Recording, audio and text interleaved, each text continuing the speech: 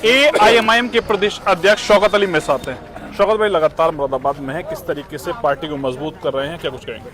देखिए, मैं पूरे प्रदेश में पार्टी को मजबूत करने का ही काम कर रहा हूँ, क्योंकि प्रदेश बहुत बड़ा एक देश के बराबर है। 25 करोड़ की आबादी है। गाजियाबाद से गाजीपुर तक 1000 किलोमीटर की दूरी है। 75 ज़िले, 403 विधानसभा, तो यकीनन थोड़ा वक्त लगता है एक ज़िले से दूसरे ज़िले में जाना। पिछले हफ्ते मैं गोरखपुर में था, कुशीनगर में था, जौनपुर में था, सुल्तानपुर में था। तो मैं हमेशा चलते ही रहता हूँ, संगठन पे मैं काम करते रहता हूँ और लोगों से मिलना जुलना, छोटे बड़े प्रोग्राम। मेरे लिए ये मायने नहीं रखता कि सामने भीड़ कितनी है, मेरे लिए ये मायने रखता है कि सामने लोग हैं। बस मैं लोगों को अपनी बात, मेरी पार्टी का जो मिशन है, मैं उनको उन तक पहुँचाता हूँ। बैरिस्टर साहब का जो पैगाम है मैं लोगों तक पहुँचाता हूँ। तो हम जगह जगह इस तरीके की कैडर प्रोग्राम्स कर रहे हैं। तो हम जिला पंचायत की भी सामने तैयारी है। उत्तर प्रदेश एक ऐसा स्टेट है, आप जानते हैं, यहाँ पे हमेशा चुनाव रहता है। हमेशा एमएलसी का हुआ तो एमएलए का ख़त्म हुआ तो जिला पंचायत का हुआ, प्रधानी का होगा, बीडीसी का होगा, एमपी का होगा। तो यहाँ हमेशा, तो हम लोग भी हमेशा अल्हम्दुलिल्लाह प्रोग्राम्स करते रहते हैं। उसी सिलसिले में आज यहाँ आना हुआ था। 3 दिवसीय दौरे पर मैं मुरादाबाद आया हूँ और इंशाअल्लाह बहुत जल्द हमारा एक बहुत बड़ा प्रांतीय अधिवेशन होने जा रहा है पश्चिमी यूपी का, मेरठ के अंदर, जो 18 अक्टूबर को है। आप देखिएगा इंशाअल्लाह किस तरीके से वहाँ से फिर एमआईएम की आधी चलेगी। बात करें मेरठ की, तो मेरठ में एक सोसाइटी है अब्दुल्ला सोसाइटी, उसमें सिर्फ मुसलमानों को ज़मीनें दी जा रही हैं और हिंदुओं को उसमें जो है तुम्हारा नहीं दी जा रही ज़मीन, जिसको लेकर लगातार विवाद छिड़ा हुआ है। क्या कुछ कहेंगे? मैं, मेरी ज़मीन है, मैं जिसको चाहूँ बेचूँ, जिसको चाहूँ ना बेचूँ। और यहाँ जो रोड पर कह रहे हैं कि मुसलमानों के यहाँ से मत खरीदो, हिंदू के यहाँ से खरीदो, यहाँ से मत बेच, जहाँ तुम मुसलमान हो यहाँ मत बेचो, उन पर कोई क्यों नहीं कुछ बोल रहा है? हाँ, इस देश में बंटवारे का काम किसने किया है? हिंदू मुसलमान कौन कर रहा है? बीजेपी कर रही है, आरएसएस के लोग कर रहे हैं, हिंदूवादी संगठन कर रहे हैं, धीरेन्द्र शास्त्री कर रहा है, ऐसे लोग तो कर रहे हैं ना हिंदू मुसलमान। तो आप बताओ मुझे, मैं कह रहा हूँ मेरी जमीन है, मैं जिसको चाहूँगा बेचूंगा, जिसको चाहूँ फ्री में दे दूँ। किसी से क्या मतलब है? बहुत सारी सोसाइटी ऐसी है जहाँ मुस्लिम नॉट अलाउ है, बहुत सारी सोसाइटी है। तो आप उसके लिए क्या कर सकते हैं? ये कोई इशू नहीं है, ये फालतू का इशू है। बीजेपी के कई नेताओं का बयान आया है इसमें, मेरठ के कई, उस पर जो है तुम्हारा कई सारी बातें करना कि आज की स्थिति है कि मुसलमान हमें ज़मीन नहीं दे रहे। नहीं नहीं नहीं, मुसलमान का हम 20% तो मुसलमान है, 80% हिंदू है। तो ज़मीनें हिंदुओं के पास ज़्यादा है कि मुसलमानों के पास है? तो 20% वाला मुसलमानों को कम ज़मीन। हमारी ज़मीनों को तो हड़पा जा रहा है ना भैया। हम तो बाबरी मस्जिद के बाद तो हम डरे हुए हैं ना कि कब ये लोग आकर के, अभी आप देख लीजिए कई जगहों पे ऐसा हुआ, हमारे कब्रस्तानों को एक इतना बड़ा पत्थर रख देते हैं, वो वहीं रख के रात में भाग जाते हैं, फिर बाद में बोल देते हैं यहाँ शंकर भगवान पैदा हो गए, निकल आए, क्या भी जो भी है बैर कर। क्या है ये सब, बताओ आप? 1-2 जगह नहीं हुआ है। चलिए हम, मैं आपको दिखाऊं इलीगल कितनी मंदिरें हैं पूरे उत्तर प्रदेश में। देखिए, मस्जिद किसी इलीगल ज़मीन पे नहीं बनाई जा सकती, इस्लाम इस बात की इजाज़त नहीं देता। अगर बनी है तो उस मस्जिद में नमाज नहीं हो सकती। लेकिन आप मुझे बताइए कि पूरे उत्तर प्रदेश में हमारी मसाजिद को ढाया गया, तोड़ा गया, कहीं नक्शा नहीं पास है तो कहीं ये है, कहीं वो है, तो कहीं ये पिलर इतना यहाँ आ रहा है, वो पिलर इतना, ये बोल करके कितने मनादिर को तोड़े गए।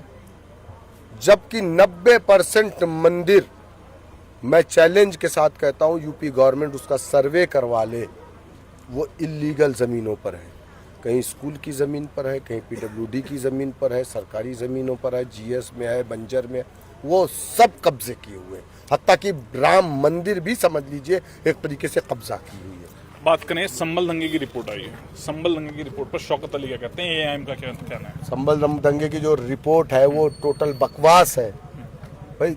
अरे यार, एक बात बताओ, जालिम भी वही है और इंसाफ भी की उम्मीद आप उसी से रख सकते हैं जिसने जुल्म किया हो, उससे आप इंसाफ की उम्मीद।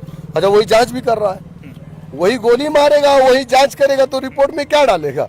दूसरी चीज़ ये, उसको डिस्क्लोज कहाँ किया गया? सिर्फ मुख्यमंत्री को दिखाया गया। बोले इतने लाख लोग मार दिए गए संभल में। अरे कब शौकत मुख्यमंत्री था या प्राइम मिनिस्टर था यार? प्राइम मिनिस्टर तो कभी तुम थे या तुम्हारा चचाजाद भाई अखिलेश था मुख्यमंत्री, कभी तुम थे तो कभी तुम्हारा चचाजाद भाई था। तो ये कब मारा गया, कौन से सन में मारा गया, आप बताओ मुझे, कब मारा गया? नवाब इकबाल महमूद की ज़मीन पर आज बुलडोजर चला, क्या कहेंगे शौकत?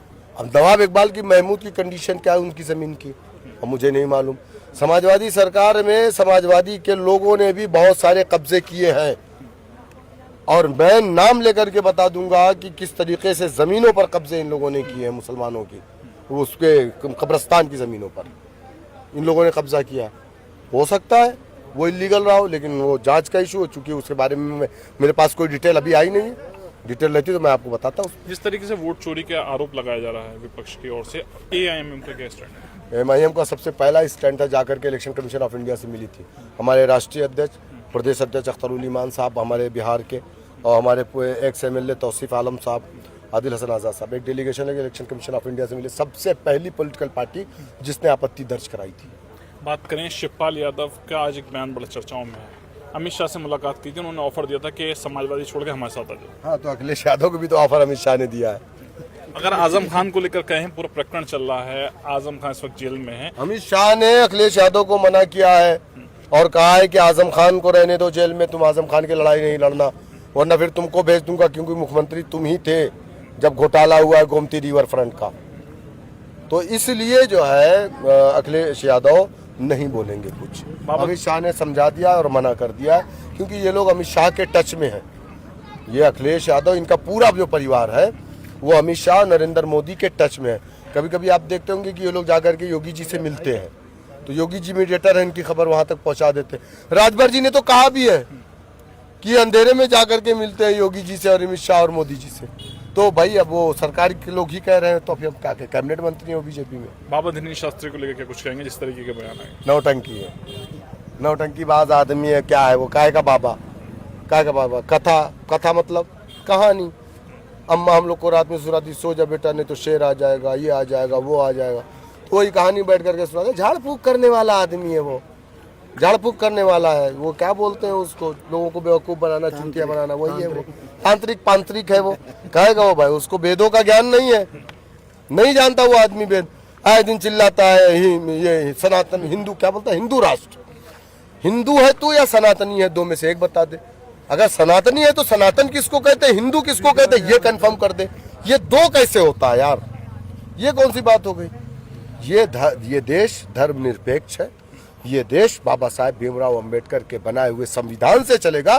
धीरेन्द्र शास्त्री जैसे जोकरों के कहने पे नहीं चलेगा। मेरे साथ बात करने के लिए एआईएमआईएम के प्रदेश अध्यक्ष शौकत अली थे, जिनके द्वारा कई महत्वपूर्ण बिंदुओं पर बयान दिया है। शारिक सिद्दीकी, TV9, मुरादाबाद।